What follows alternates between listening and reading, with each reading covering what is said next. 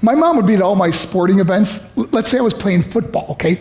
My mother would be on the sidelines, and if the play on the field started going one way, my mother would run along like, Mark, get him, get him. I'd be like, oh my gosh.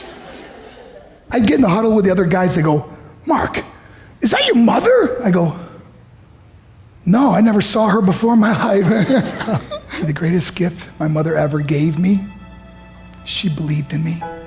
I have overdosed on drugs on 3 occasions where I should have been dead. But I believe I was kept here for a reason. You show me your friends, I will show you your future. How do I know this? I hung out with losers, and I became the biggest loser of them all because I gave up everything I dreamt about as a little boy because of who I chose to surround myself with. My friends would drive me home at 2, 3, 4 in the morning. We'd be drunk and high, laughing in the car. We'd pull up in front of my house in New York. They go, Mark, the light's on. I go, oh man, my mother's up. See, my mom wouldn't go to bed until she knew her son was still alive.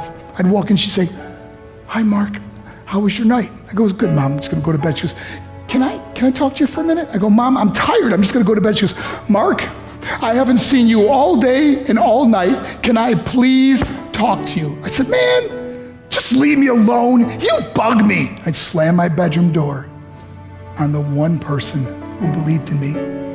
I was on a worldwide tour and we were wrestling overseas in Japan. After my wrestling match, I went upstairs in my hotel room and I fell asleep. There was a knock at my door at 3 o'clock in the morning. I got out of bed and I looked through the safety window and I could see it was a Japanese promoter. So I opened the door and he said, Mark, you need to call home. There's been an emergency. I went and got on the hotel room phone. I called back to the United States and said, hey, what's going on? They said, Mark, I don't know how to tell you this.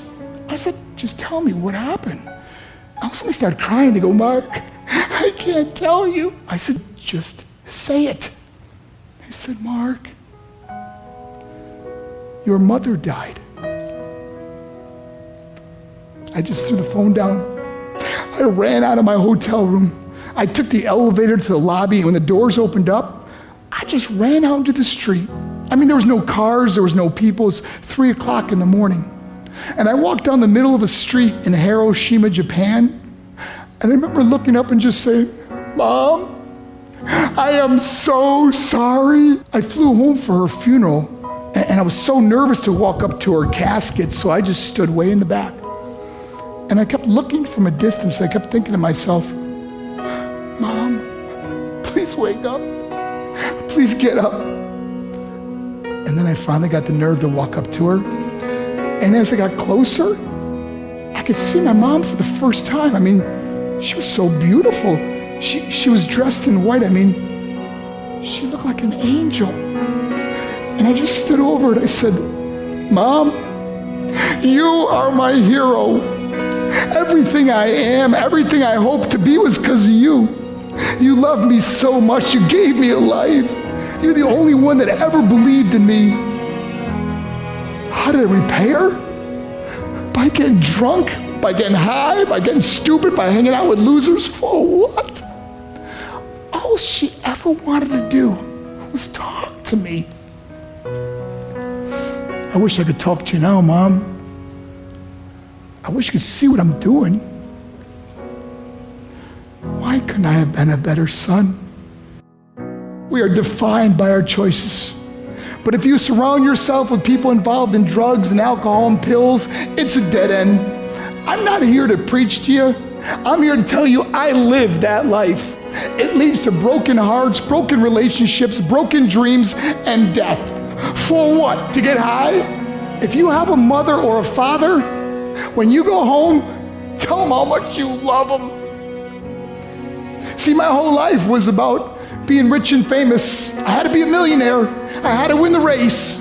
I had to win the race at the expense of my marriage, my family, my friends. For what? To be all alone in the world? I learned what is truly important, and that is how precious this gift of life is, and our families, and how quickly it can be taken away. See, I no longer live in time. I live in moments. See, it's not what's in your pocket that matters. It's what's in your heart that truly matters. Love Love is just a word until somebody comes along and gives it meaning. You're the meaning.